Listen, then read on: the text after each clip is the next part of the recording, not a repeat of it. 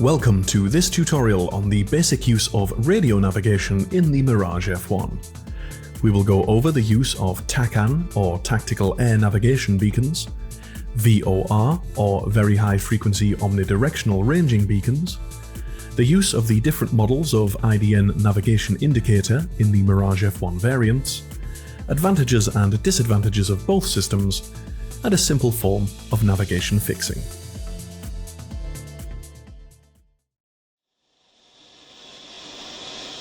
Hello fellow virtual aviators, we are back in the filiopietistic Mirage F1 and today we'll be looking at the principles of radio navigation and how we can use ground-based beacons to get from A to B. The Mirage F1 is described as an all-weather interceptor. This is a term arising during the Second World War to describe an aircraft that can operate at night or during poor visibility.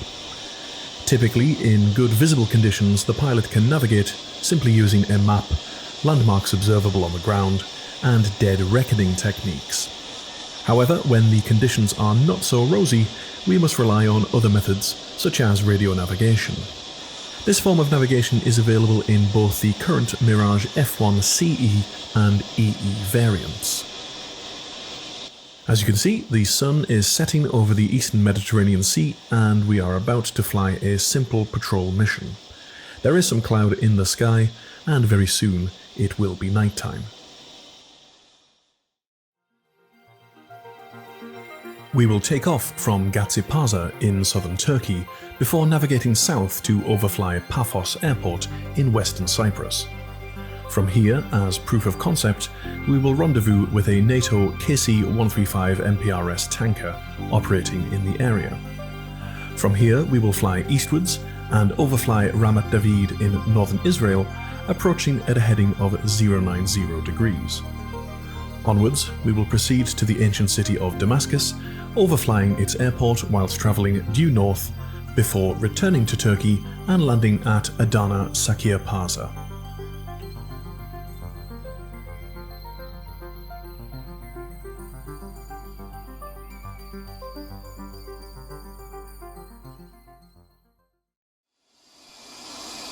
In the first instance, we will be using our TACAN or Tactical Air Navigation equipment to locate both Paphos and the tanker.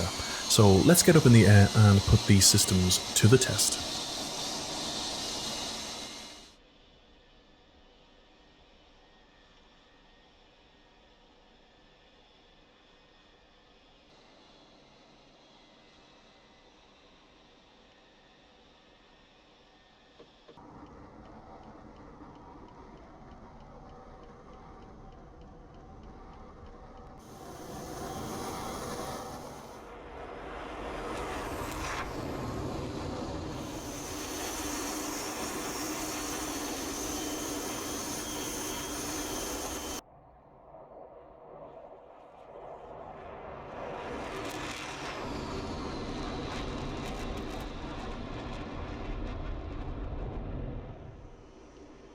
So, our first nav point is to locate Paphos using TACAN.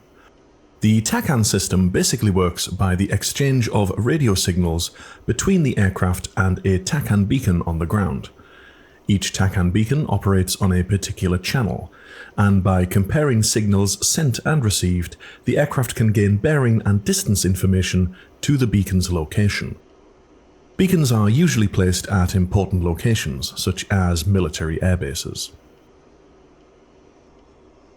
As we have seen in our previous tutorials, the TACAN panel is located here on the right console in the Mirage F1, in a slightly different position in the different variants.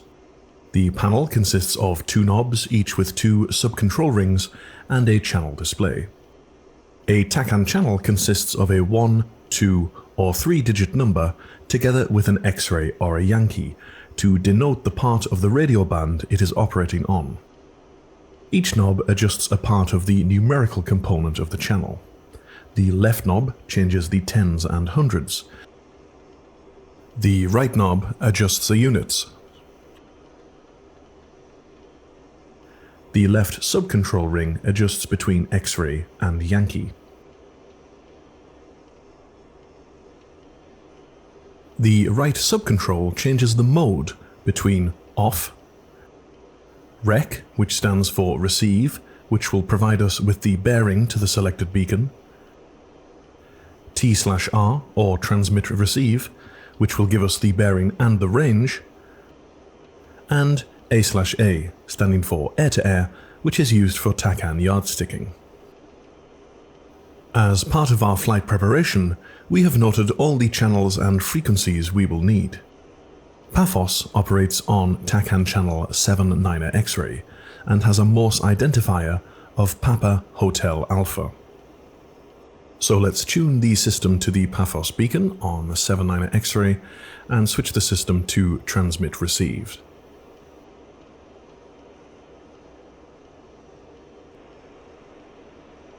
TACAN beacons periodically broadcast their Morse identifier so that the pilot knows they are tuned to the correct beacon. First, ensuring that the volume of the TACAN signal is sufficient for us to hear it in our headset by adjusting the volume knob on the left console, we need to listen out for Papa Hotel Alpha in Morse code.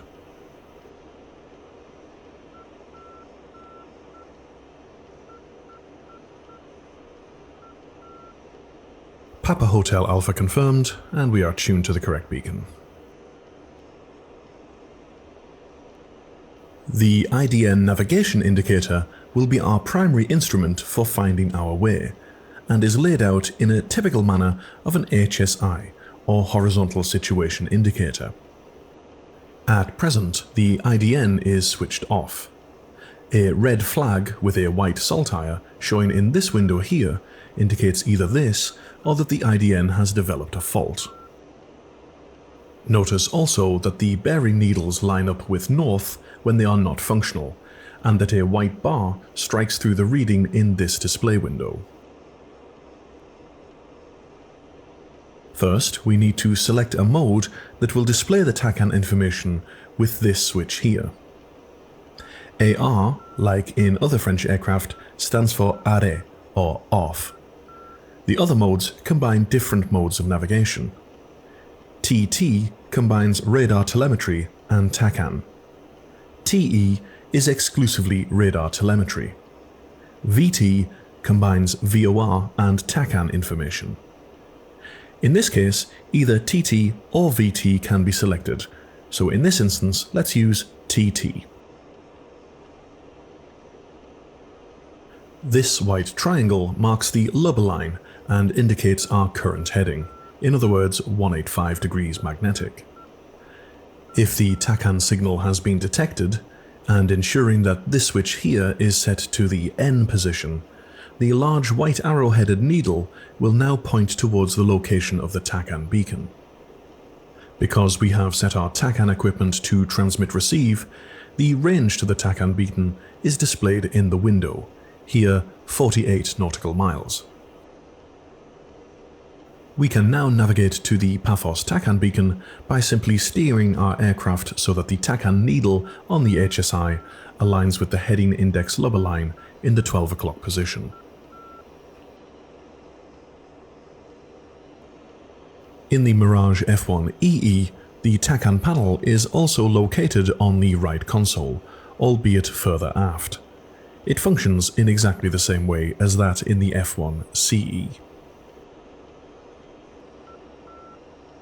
The IDN in the Mirage F1 EE is slightly different. This wedge-shaped needle indicates the current mode the IDN is operating in. The needle is currently pointing to Nav N, or normal navigation. In the EE variant, this refers to the inertial navigation system we will cover in another tutorial, so currently the large navigation needle is pointing to an INS waypoint and not our TACAN beacon. For TACAN use, we need to set the mode to RNAV N, or Radio Navigation Normal. This is done using the outer ring of this knob here.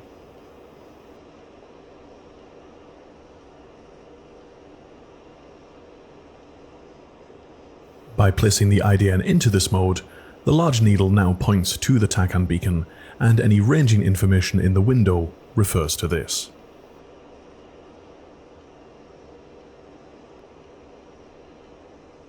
So we will maneuver left to line up our TACAN needle with the lubber line on the IDN.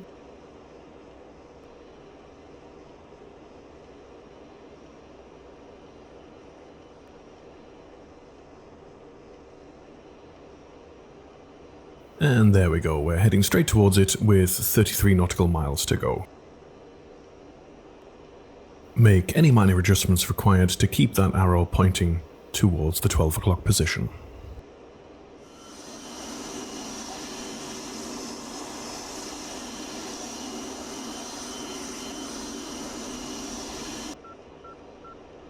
Okay, 10 nautical miles to go and we have descended, so hopefully we should be able to discern the airport at Paphos just ahead of us.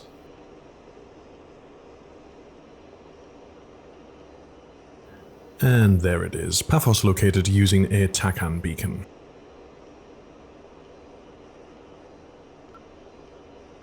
Now that we have arrived at Paphos, our next nav point is to rendezvous with the tanker, even though we won't be refueling as we are in the Mirage F1 CE. TACAN beacons can be placed on aircraft just like on the ground, and are often used in refueling tankers to help pilots locate them. Our tanker is operating on TACAN channel 45 Yankee with an identifier of Papa Oscar Papa. To locate the tanker, ensure the mode is set to transmit-receive rather than air-to-air. Navigation works in the same way. The tanker is 68 nautical miles away at a bearing of 202 degrees.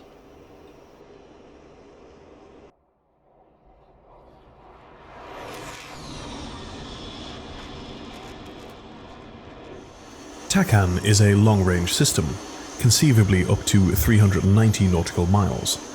However, we are more likely to detect a TACAN signal at less than 150 nautical miles.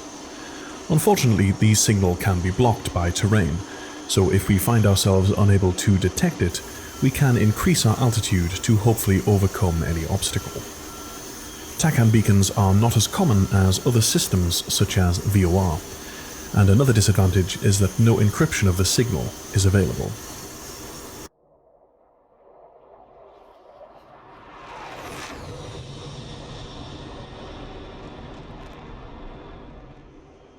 Okay, we're coming up on the tanker now. We're just about 10 nautical miles away, so we should be able to see him in the distance. And there he is.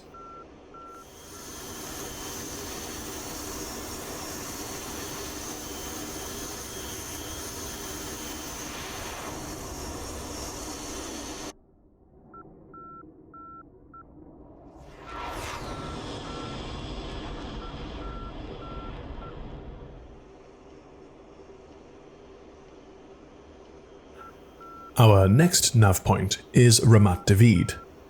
We will also use TACAN to navigate to this location, the beacon for which operates on 84 X-ray, identified Romeo Mike Delta. However, we want to approach Ramat David heading magnetic east, in other words at a magnetic 090 degrees.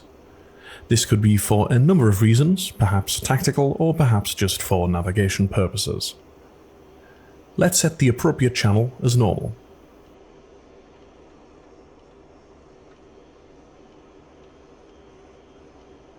We will set the desired heading using the omni-bearing controls, something we used in our tutorial on IFR landing. Using the knob, we will select 090.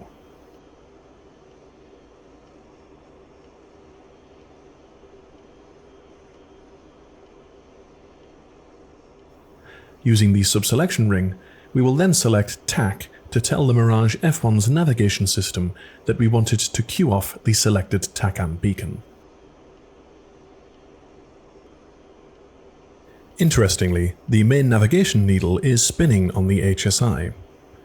In this mode, this means that the TACAN system is functioning, but the signal is not being detected, perhaps because the signal is blocked. In this instance, it would be best to increase altitude and fly in the general direction of the destination, which we know to be approximately east-southeast.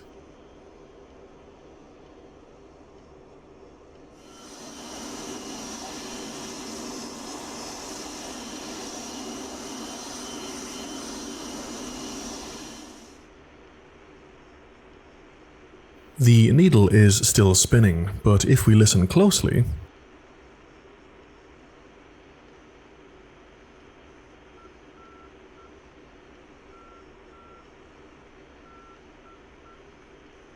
we can faintly hear the broadcasting signal and the correct Morse identifier in our headset amongst all the static. The signal is not yet strong enough to provide accurate bearing and ranging, but at least we know we have moved closer to the beacon.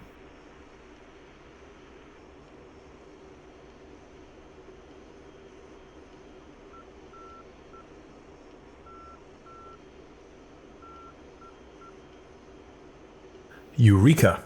We finally picked up a strong enough signal 115 nautical miles out, and the bearing to Ramat David was not far off our own heading.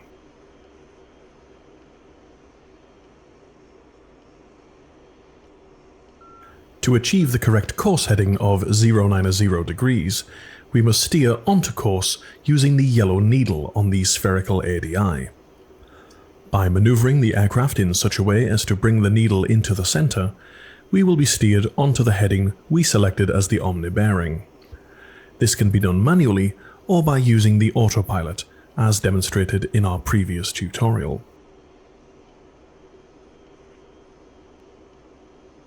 Note here that the destination and the required steering are opposite to each other, one to our left and one to our right.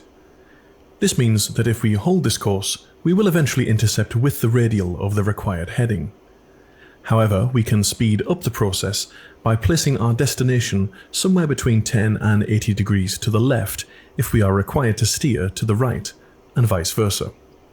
The greater the deflection, the quicker we will achieve the correct heading. In this case, we do not need to chase the yellow needle if we are sufficiently far from the destination. We will eventually intercept the radial, and it will centralize on its own if we hold this course.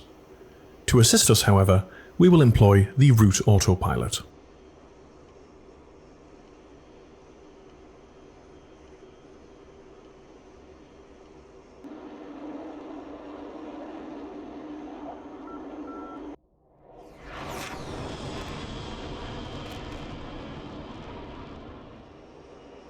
We can see that we are heading straight towards Ramat David, 35 nautical miles out, at the desired heading of 090 degrees magnetic.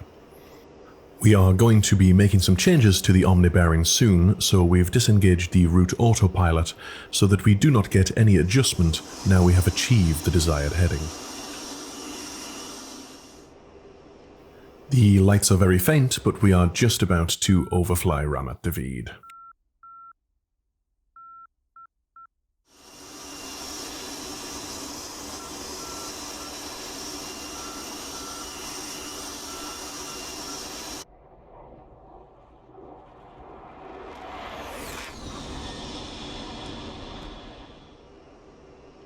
We now need to navigate to Damascus.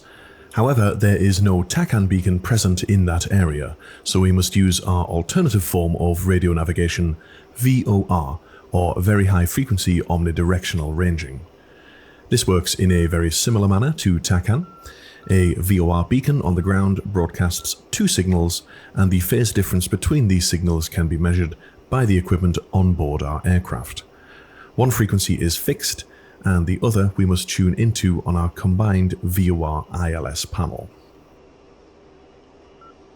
The panel is located here, again on the right console, and looks similar to the TACAN panel. The two knobs adjust the sought frequency and must be tuned to the VOR beacon required. The left and right knobs adjust the pre- and post-decimal part of the frequency respectively. The left subselector ring powers the system, A for arrêt or off, and M for marche or on. The right subring selects test modes, which are not used here. At Damascus, there is a VOR beacon operating on frequency 116.0 MHz with a Morse identifier Delta Alpha Mike. We will switch off our TACAN equipment as it is no longer required, and let's tune to Damascus frequency on VOR and power up the system.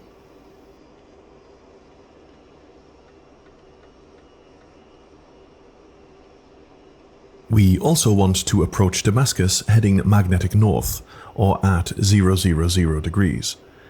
This we will set as our omni-bearing and change its mode over to VOR/ILS so that it cues off that.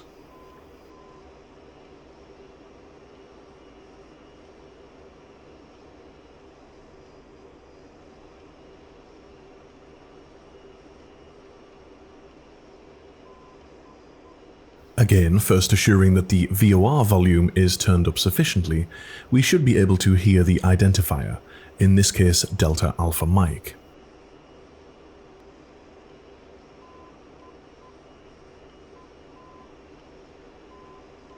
Damascus VOR confirmed, so we can now navigate to it. As we are now using VOR, we need to set our IDN navigation indicator to a mode that will display the information. Let's set it to mode VT, the only mode suitable for VOR.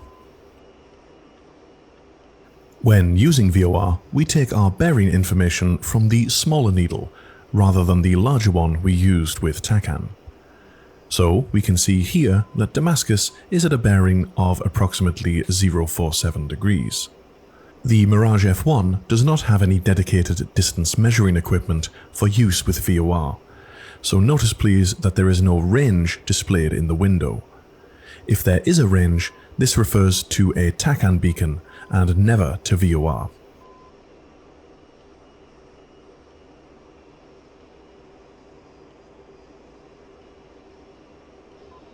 Again, in the Mirage F1 EE, the VOR ILS panel is located on the right console, further aft compared to the CE variant, but it functions in exactly the same way.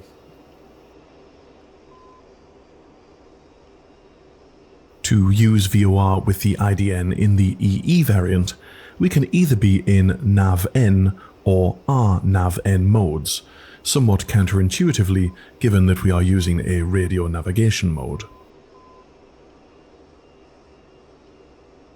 The small needle is currently displaying the direction in which the radar antenna is pointing. However, by switching this switch to mode V, the needle now displays the selected VOR beacon's bearing. Again, the range displayed does not refer to the VOR beacon. It shows range to the selected INS waypoint in NAV-N mode, and the range to the selected TACAN beacon in RNAV-N mode. It can be disregarded by switching off TACAN and setting to RNAV-N.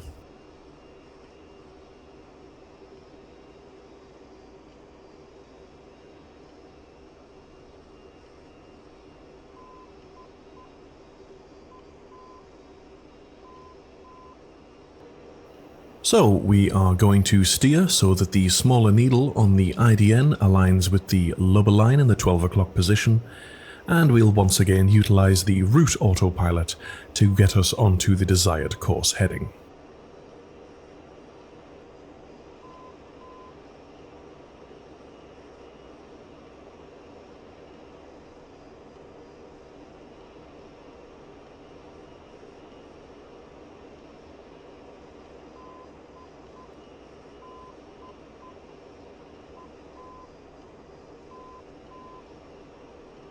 Now, of course, we have no direct ranging equipment, so all we can do is keep checking to see if we are still heading in the right direction. Even though it is dark, we should hopefully be able to pick out the lights of the twin parallel runways of Damascus. So, still heading in the right direction.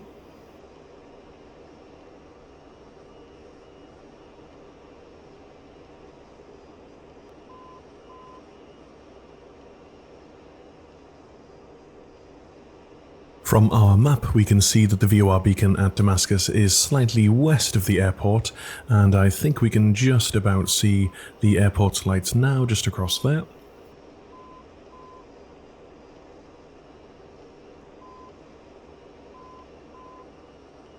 We will know we have passed over the VOR beacon and reached our destination as the VOR needle on the IDN will sweep to pointing backwards relatively quickly, so let's look out for that.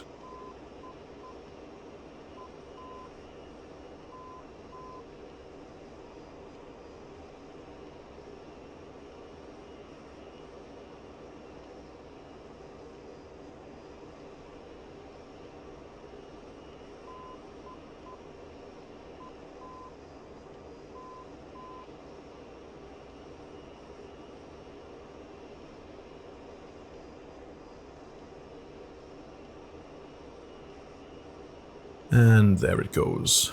Damascus located in the dark.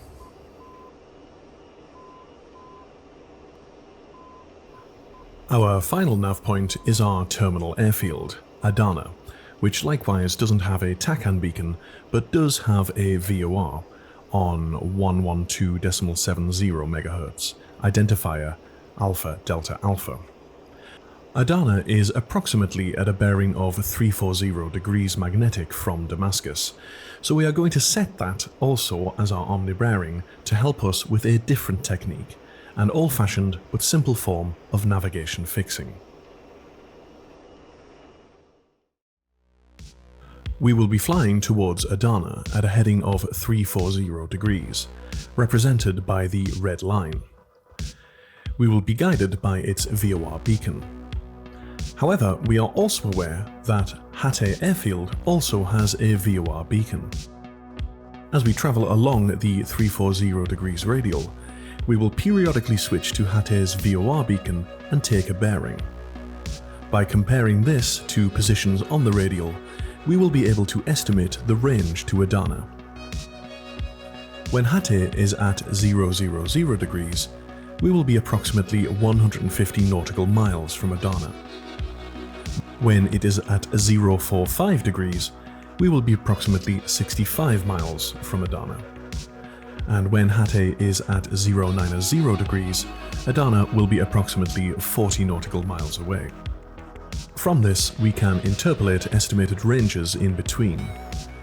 This may be useful if our radio equipment has malfunctioned and we are unable to contact Adana Tower for a radar fix. We will also use this technique to guide us towards an estimated final approach fix for runway 05 at Adana.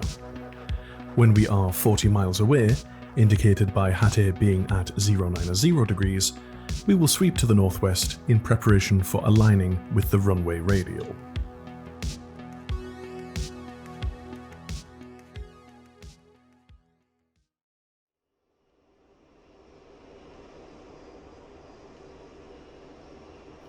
We have used our omni-bearing and route autopilot controls to maneuver us onto the 340 degree radial to Adana, as indicated by the smaller needle on the IDN. If we now momentarily switch our VOR equipment over to the Hatay frequency, we can take a bearing to Hatay and estimate our range to Adana. Hatay is north of us, so we must be approximately 150 nautical miles away from Adana. We will switch back to the Adana VOR frequency and continue to fly that heading, periodically switching back to Hatay every 5 minutes or so to double check our progress. Measured sometime later, Hatay is now at a bearing of 030 degrees, giving us an estimate to Adana of approximately 80 nautical miles.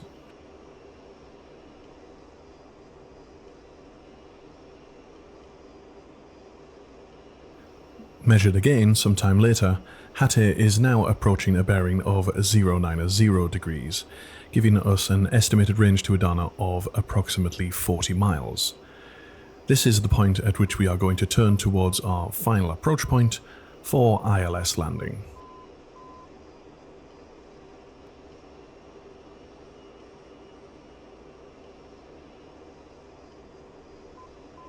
Okay, we're just about to turn out for final approach fix, but the runway radial at Adana is on 050 degrees magnetic, so we can use our omni bearing for this, and we will get set up for aligning with the runway.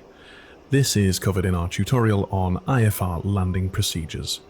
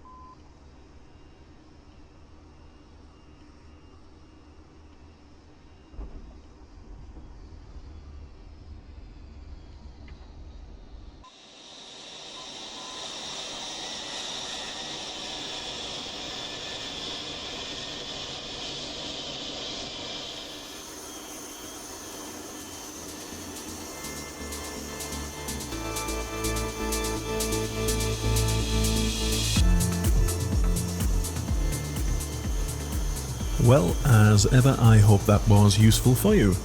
In my opinion, the joy of the Cold War jets are their challenges in technological limitations, and some basic understanding of radio navigation should be in the skill set of every Mirage F1 pilot. If you're wondering, filiopietistic describes something that is overly reverent to its ancestors.